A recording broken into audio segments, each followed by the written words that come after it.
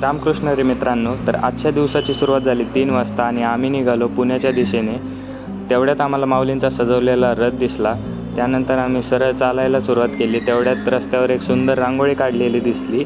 छोट्या भुरभुर पावसानंतरनं सुंदर कोवळं ऊन पडलं होतं. नंतर टाळ मृदुंगाच्या घोषात आम्ही पुढे जायला सुरुवात केली. मुक्ताईंच्या पालखीचं दर्शन घेऊन आम्ही सरळ पुढे निघालो पुण्याच्या दिशेने. पुण्यात एक सुंदर रिंगण बघायला मिळालं.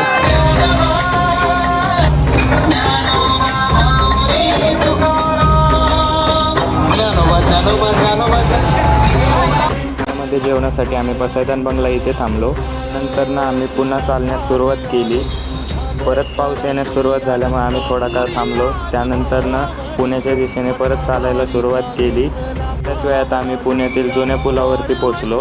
त्यानंतर शनिवारवाड्याच्या दिशेने मी आमच्या मुक्कामाच्या ठिकाणी निघालो, जे की केसरीवाड्याच्या समोरच होतं. भेटूया पुढच्या ब्लॉगमध्ये. आजसाठी रामकृष्ण हरी.